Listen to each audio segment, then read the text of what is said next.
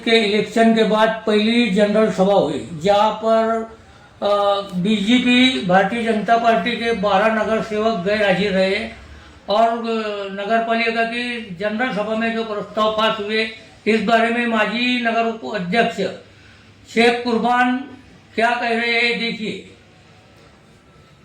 नमस्कार, जय हिंद, आदाब। मैं फैजपुर नगर पालिका माजी उप नगर अध्यक्ष शेख कुर्बान।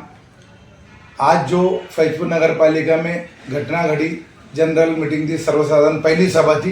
ये नगर पालिका के इतिहास में ऐसा पहली बार हुआ है कि सत्ताधारी के भारतीय जनता पार्टी के 13 नगर सेवकों में से 12 नगर सेवक गैर हाजिर रहना बहुत बड़ी बात है और इसके लिए भारतीय जनता पार्टी को इसमें आत्मचिंतन करने की गरज है।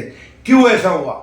आज कांग्रेस के नगर सेवकों ने उनकी इज्जत बचा ली। आज कांग्रेस के 4 रिया और एक अपक्ष एमआईएम का इन्होंने उनकी इज्जत बचा ली। नहीं तो आज पालिका के अंदर जो मीटिंग थी वो पहली ही मीटिंग कोरम के अभाव तहकूब करना पड़ती थी। मुझे ऐसी माहिती मिली है और उसमें हम लोग 4, जैसे शरद पवार, राष्ट्रीयवादी शरद चंद्री पवार की पार्टी के 1 नगर सेवक, महाविकास आघाड़ी के केतन किरंगे और राष्ट्रवादी कांग्रेस की 2 महिला नगर ये भी अनुपस्थित थे।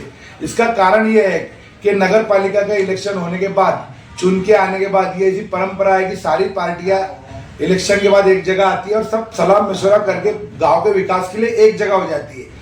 पर ये जो नगर अध्यक्ष चुन के आए, ये किसी को विश्वास में न लेते हुए सारे निर्णय खुद ले रहे हैं और ये एक तरफा निर्णय लेने की वजह से आज ये रोष बढ़ा है। और आज 12 और 4 16 नगर सेवक उनके विरोध में गए पहली मीटिंग में, और 2 नगर सेवक उनके विरोध में लाने के लिए कोई बड़ी बात नहीं है। अगर 16 नगर सेवक की जगह वो 18 हो जाए, उस दिन इन पे अविश्वास भी दाखिल हो सकता है। ऐसा उन्होंने समझ लेना चाहिए कि नगर सेवकों को विश्वास में लेके ही उनको नगर पालिका साथ में, मगर जो लोग पालिका में चुन के नहीं आए, अगर उनके कहने पे नगर पालिका चलाते होंगे तो इसका भुगतान उन्हें खुद ही भुगतना पड़ेगा।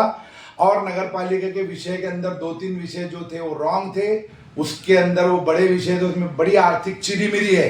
ये नवीन नगर सेवकों को बातें पता नहीं थी और ये उनको पता चली, और जो लोग मीटिंग में उपस्थित थे उनको भी जब ये बात पता चली कि इसके अंदर 4-5 विषय ऐसे थे, इसमें बहुत बड़ी आर्थिक चिरीमिरी हुए है।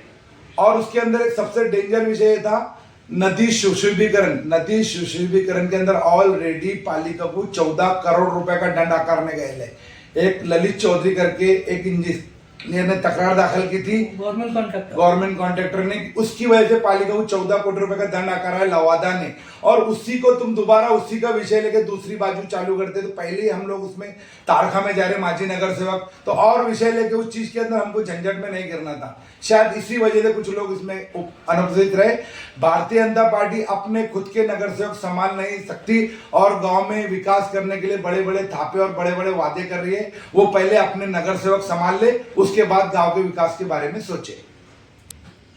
आज मेंबर साहब, पानी फिल्टर के जो कर्मचारी है वो भी हड़ताल पर बैठे थे या पानी छोड़ने के लिए नहीं जा रहे थे, इस बारे में क्या राय है?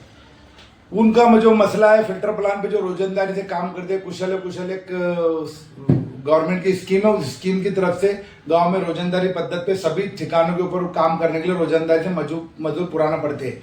वो ठेका जलगांव की किसी कंपनी ने लिया हुआ है और वो कंपनी 3 महीने से लोगों को 1 रुपया बिल नहीं अदा कर पा रही है और ना ही इनके ईपीएफ के पैसे दे रहे। इसलिए नगर सेवकों को इन्होंने बार बार कंप्लेन की, नगर अध्यक्ष को कंप्लेन की, इनकी कोई भी सुनवाई ना होने के कारण उन्होंने कल से पानी प्रोडक्ट काम छोड़ दिया।